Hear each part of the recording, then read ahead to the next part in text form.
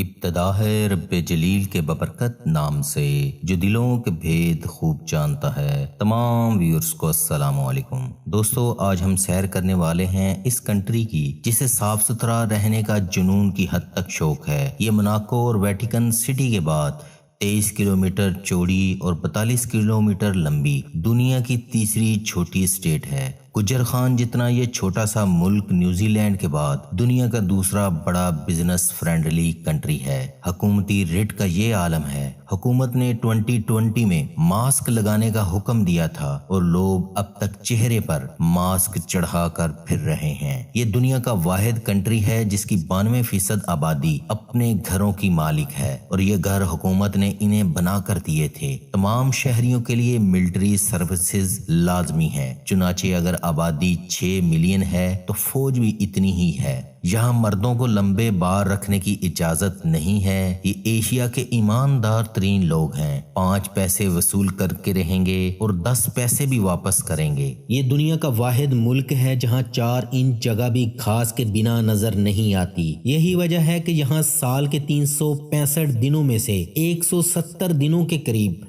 بارش ہوتی ہے، یعنی ہر دوسرے دن بارش۔ سسٹم کا کمال دیکھیے، نہ کوئی گٹر ابلتا ہے، نہ ہی لمبے بوٹ پہنے کوئی وزیر ڈرامے کرتا نظر آتا ہے، نہ ہی مکھی مچھروں کی بنبناہٹ۔ انہوں نے ایسے مچھروں کی نسل تیار کر رکھی ہے جو مچھروں کی نسل کشی کا کام کرتی ہے۔ آپ کو اعلیٰ ٹیکنالوجی سے لیس واش روم تک میں پبلک فیڈ بیک والی سکرین دکھائی دیتی ہیں۔ یہ لوگ 3 چیزیں بیچ رہے ہیں: امن، سسٹم اور ایمانداری، اور یہ وہ نعمتیں ہیں جن کی پوری دنیا کو ضرورت ہے۔ لہذا دنیا بھر کے کاروباری ادارے آ کر یہاں بیٹھ گئے ہیں۔ کیونکہ یہاں سڑکیں بند نہیں ہوتی، کوئی کسی کو عقیدے اور زبان کی بنیاد پر تنگ نہیں کر سکتا۔ آپ کریڈٹ کارڈ ٹچ کرتے جائیں اور آگے بڑھتے جائیں۔ ویزے سے لے کر ہوٹل تک ہر چیز آسان لیکن مہنگی ہے، مگر کوئی شخص اس پر اعتراض نہیں کرتا۔ شاید اسی لیے اس ملک کے زر مبادلہ $250 بلین تک پہنچ چکے ہیں۔ نسل پرستی، غربت، ٹریفک، پولوشن دنیا کے بہت سے ممالک کا اب بھی بہت بڑا مسئلہ ہے۔ یہ ناقابل یقین سٹوری ہے ایسے کنٹری کی جہاں بہت سی نسلوں، انڈین، ملائی، چائنیز اور یوریشین لوگ رہتے ہیں، لیکن یہاں نسل پرستی نہیں ہے۔ اسپائڈر ٹی وی پر نئے آنے والوں کو سلامت داتنگ وشعت کے شوخص جو بھلی کرے آیا بخیر راغلے، مرحبا، جی آئینو، خوش آمدید اور ویلکم۔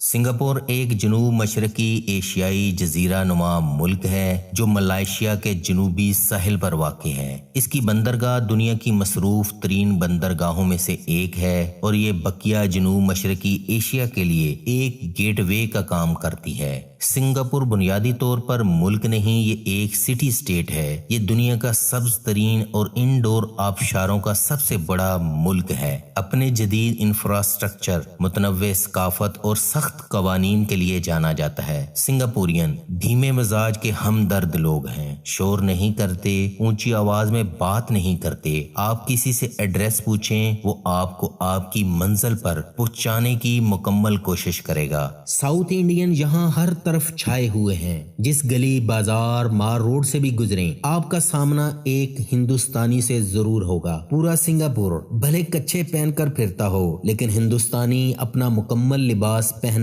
نہیں بھولتے۔ دیپاولی بازار ساؤتھ انڈین تہذیب کو جاننے کی سب سے بڑھیا جگہ ہے۔ سنگاپور کو اگر ہندوستان کا دوسرا گھر کہا جائے تو غلط نہیں ہوگا۔ ملک کی 70% آبادی کو نظر کے چشمے لگے ہیں، شاید اس لیے یہاں ہر کوئی کر کے کھانے پر یقین رکھتا ہے، ہماری طرح نہیں جس سے کام کا پوچھو آگے سے پائن پار ہوندے نے جواب ملتا ہے۔ یہ دنیا کا واحد کنٹری ہے جس کا ہر روڈ اوپن ہے، ہر فٹ پاتھ پر آپ ویل چیئر اور سائیکل بنا رکاوٹ کے چلا سکتے ہیں۔ اس کی سڑکیں سمارٹ روڈ ہیں جس پر ڈھونڈنے سے بھی سپیڈ بریکر نہیں نظر آتا۔ سنگاپور کوالٹی آف لائف میں سوئٹزرلینڈ کے بعد دنیا میں دوسرے نمبر پر آتا ہے۔ सिंगापुर में नीयत, दयानत और मेहनत के असूल पर अमल किया जाता है। यहाँ सिफारिश पर भर्तियों का सवाल ही पैदा नहीं होता। सिस्टम की हालत ये है कि आप किसी भी दफ्तर में चले जाएं, लोग आगे बढ़कर आपका इस्तकबाल करेंगे और आप इस इमारत से अपना काम करवा कर बाहर निकलेंगे। आपको इस काम के लिए अगले दिन नहीं आना पड़ेगा। सिंगापुर में मिनिस्टर ऑफ स्टेट की तनख्वाह अमरीकी सदर से भी ज्यादा है। फितरत से इस कदर मोहब्बत करते हैं कि ये दरख्तों को गोद ले लेते हैं, अपनी सारी दौलत इनके लिए वक्फ कर देते हैं। ये लोग हर इमारत और हर छत पर पौधे लगाते हैं।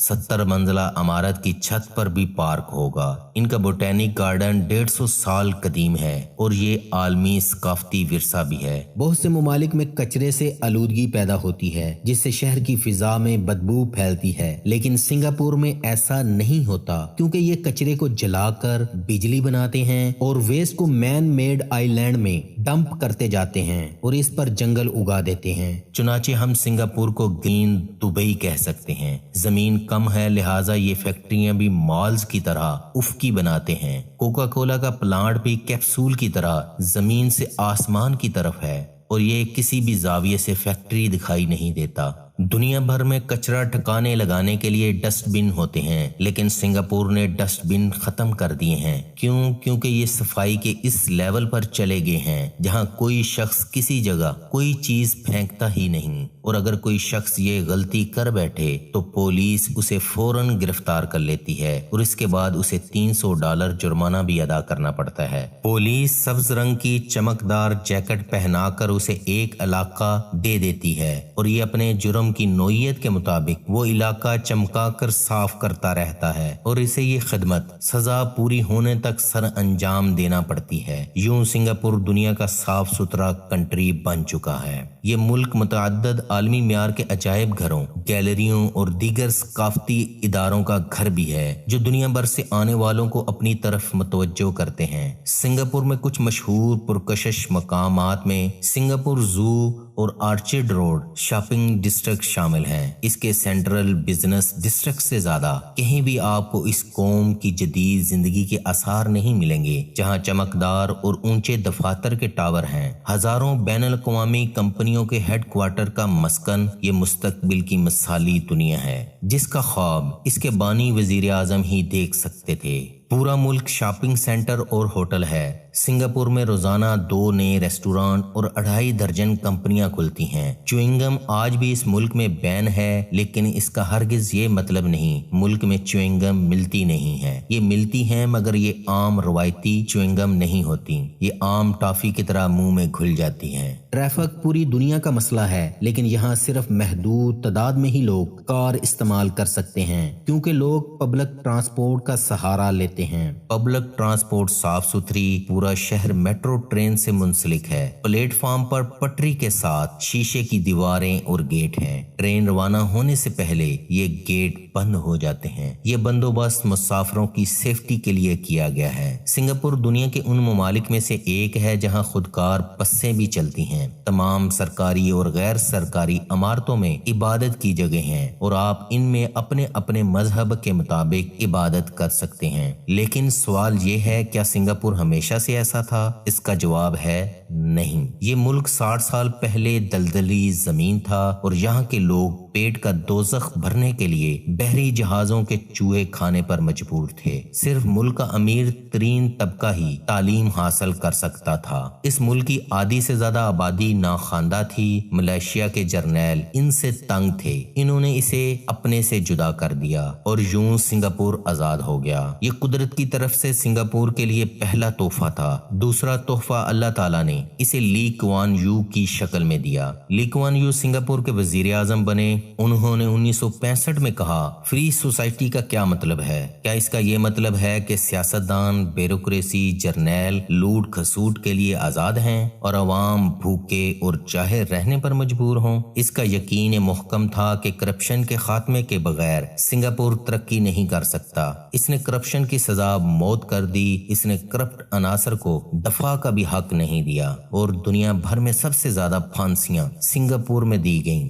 दीगर एशियाई ममालिक की तरह सिंगापुर के पास तेल जैसे कुदरती ज़खायर मौजूद न थे, लेकिन इनके पास इंसान थे और इंसानों में वो दिमाग थे जिन पर इसने सरमायाकारी करके तकदीर बदलने का फैसला किया था। फिर सिंगापुर ने अंगड़ाई ली और पूरी दुनिया को हैरान कर दिया। कैसे? सबसे पहले सिंगापुर में घरों की कमी थी और लोग बेरोजगार थे। ली कुआन यू ने ये दोनों मसले हल करने के लिए हाउसिंग सेक्टर पर खसूसी तवज्जो दी, जिससे रोजगार के मौके पैदा हुए। इसने ऐसी मसनूआत तैयार करने के लिए सनतें लगाई जिनको बरामद किया जा सके। तालीम और हुनर पर खसूसी तवज्जो दी। सिंगापुर के तालीमी अदारे महज तालीमी अदारे न रहे, ये हुनरमंद और अहलियत की लेबॉर्टरियां थी। लिहाजा यहाँ जहाँ एक तरफ 96% लोग तालीम याफ्ता बनते, वहीं ये हुनरमंद भी होते। ब्यूरोक्रेसी को दुनिया भर से ज्यादा तनख्वाहें और मराआत दी। चुन चुन कर अहल और ईमानदार लोग दुनिया भर से अहम ओहदों पर तैनात कर दिए गए। यहाँ तक कि सिंगापुर एयरपोर्ट डेवलप करने के लिए कराची से कैप्टन सईद की खिदमात ली गईं। कानून का इतना खौफ था कि ली कुआन यू के 1.5 दर्जन मिनिस्टर और ब्यूरोक्रेसी ने करप्शन के इल्जाम के बाद खुदकशी कर ली थी। ली कुआन यू ने पूरी कौम को तहजीब भी सिखा दी थी। इनके नजदीक सफाई के 2 मतलब हैं, एक जिस्मानी या माहौलियाती सफाई और दूसरी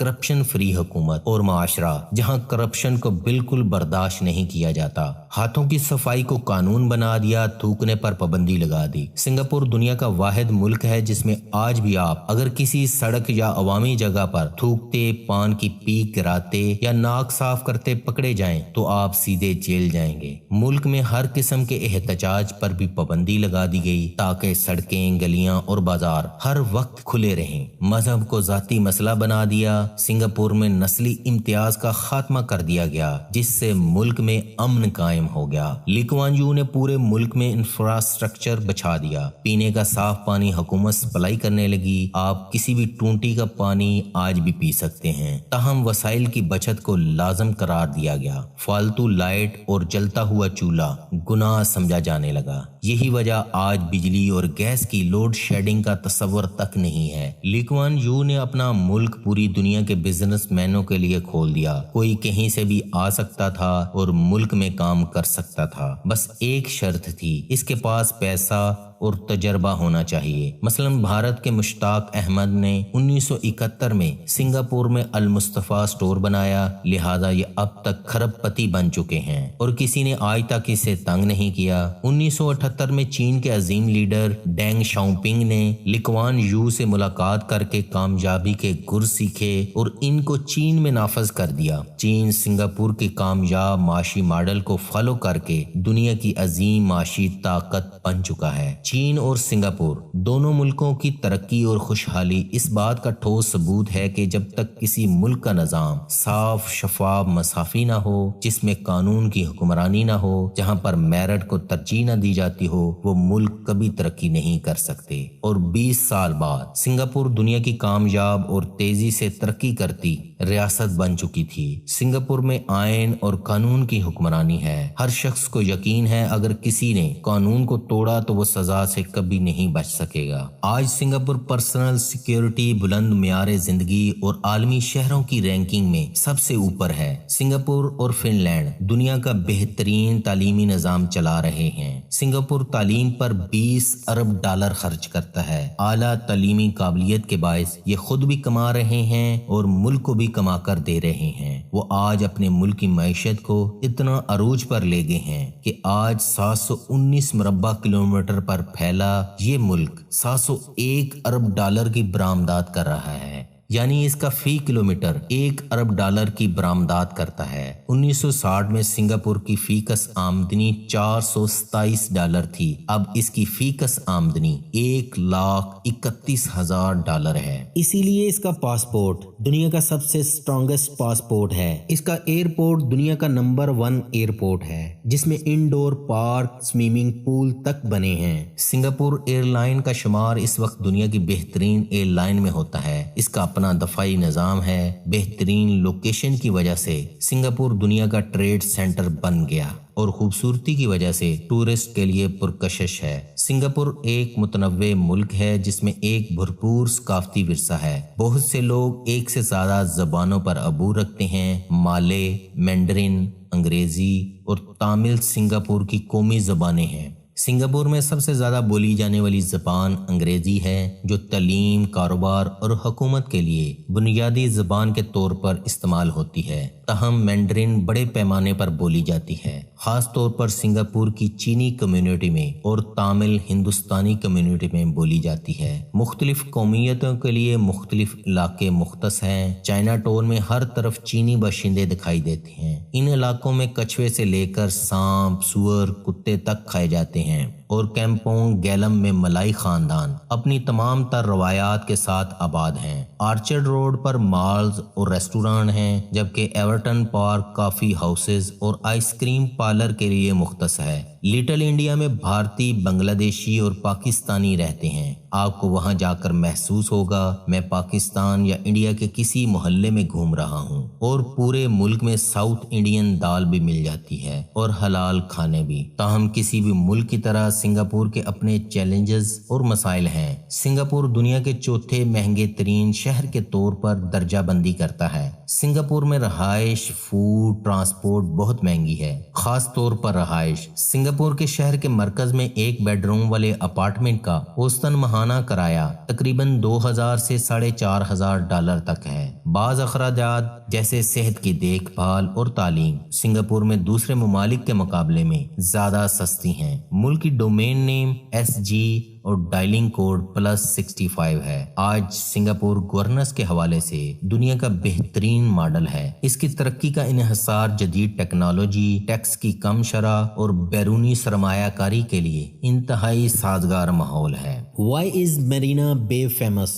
مرینا بے سنگاپور کا مشہور واٹر فرنٹ ایریا ہے جو بہت سے مشہور پرکشش مقامات کا گھر ہے۔ دی گارڈنز بائی دی بے، آرٹ سائنس میوزیم اور سنگاپور فلائر۔ مرینا بے sends 5 star luxury hotel and casino ہے۔ 55 سٹوری ٹاورز ہے جسے اسکائی پارک نے جوڑ رکھا ہے۔ اس کے روم کا ایک دن کا کرایہ 1.5 لاکھ کے قریب ہے۔ یہ سیاحوں اور مقامی لوگوں دونوں کے لیے ایک مقبول مقام ہے۔ سنگاپور کو دنیا کے امیر ترین ملک بنانے والے لی کوان یو نے سن 2011 تک وزیر اعظم کی حیثیت سے فرائض انجام دیے تھے۔ 22 مارچ 2015 کو 91 برس کی عمر میں انتقال کر گئے تھے۔ سنگاپور کے پاس ابھی بھی بہت سے مسائل کا کوئی سلوشن نہیں ہے، جن میں عدم مساوات، high prices and tight security system. بہت سے بزرگ اب بھی ریٹائر ہونے کے متحمل نہیں ہیں۔ یہاں بہت سی پرابلم کے باوجود یہ انہیں ٹھیک کرنے کی کوشش کر رہے ہیں۔ دوستو، یہ تھی آج کی ویڈیو۔ آپ کو سنگاپور کی سب سے اچھی کیا بات لگی؟ کمنٹس میں بتائیں۔ اللہ ہم سب کا حامی و ناصر ہو۔